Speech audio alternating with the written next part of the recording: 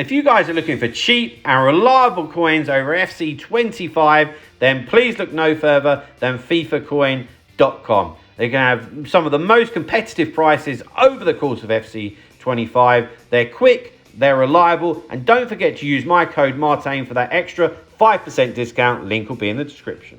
Hi guys, Martin88 here, and welcome back to another EFC25 video.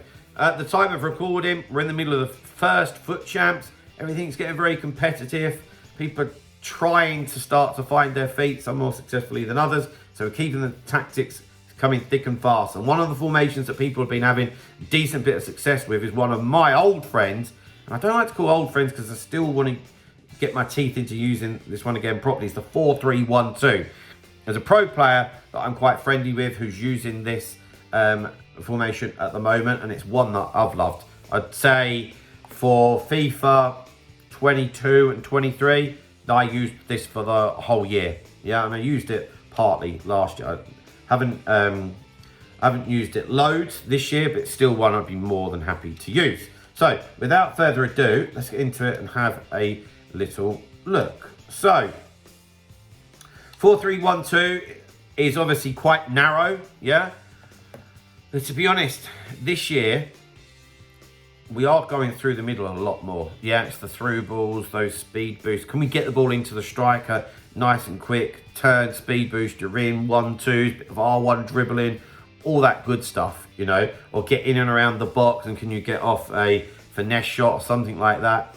And actually, I feel like, personally anyway, playing with one striker would be a little bit of a problem.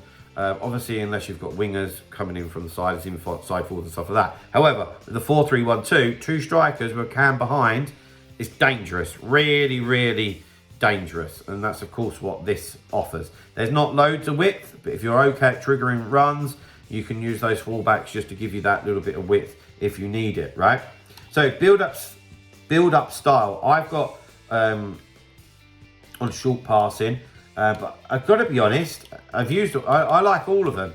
I think this particular game is suited for me, but I like short parting quite a lot because I do the counter myself. I move the ball quicker when it needs to go, but I have it on short pass just because I like it at the when I first win it. That's all. Defensive approach, I have on 50.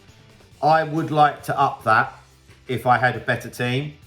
So if you've got a pretty decent team and you know you've got a good team, feel free to push that up because we want to put as much pressure as possible. But people are trying a lot of through balls against me, and some of my players aren't quite quick enough to deal with that, you know.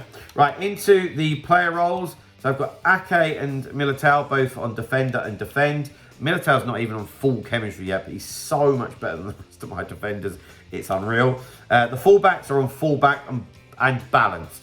Reece James is absolutely terrible, but he's still in the team.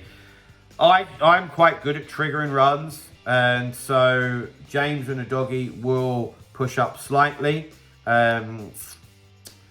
You can play around with this, but in my kind of situation, I don't want to get too exposed. I know he's got the plus on the wing back, but for me, I'm just more comfortable with the fullback and the balanced and using my own skills to push them forward when I want to. Hopefully that makes sense. Right, then into the middle of the park.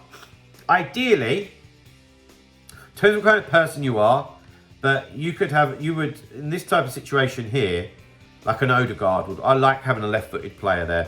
The one thing you can say about my midfield three, they're solid, right? And so we've got the holding midfielder, which is Casado. It's holding and defend, okay? So they're going to stay back, be that pivot, break up the attacks, and then allow us to start playing. And then we've got Schweinsteiger and Rice on box to box. Now, one of the things that I'm a little bit happier to do this year, in terms of, I consider them to be not attacking players, yeah? But their passing's decent, and that really can make a difference. If I've got the ball here with Schweinsteiger, and I'm fizzing the ball into Werner or into Kluivert, or I'm looking for through balls, don't half help if you've got somebody that can actually pass the ball. So yeah, there's definitely pros and cons, and of course he's got the plus, and Declan Rice has the plus as well. So this time of the year, you're going to have pluses and minuses to a lot of what you're doing, unless you've spent a lot of money and you've got ideal players, which a lot of people don't. So just bear that in mind. And of course, that's where the questions and comments will come in thick and fast, I'm sure. And guys, before I go on, I did just want to remind you about my online coaching that I offer. Yeah. A lot of you have been in touch, which is great. Some people have already started their sessions. If you're struggling, just get in touch, okay? Get some information. Email address is on screen, and let's try and help you guys out. So I know a lot of you are struggling. Right, into the forward areas. So I've got Cliver here on Shadow Striker.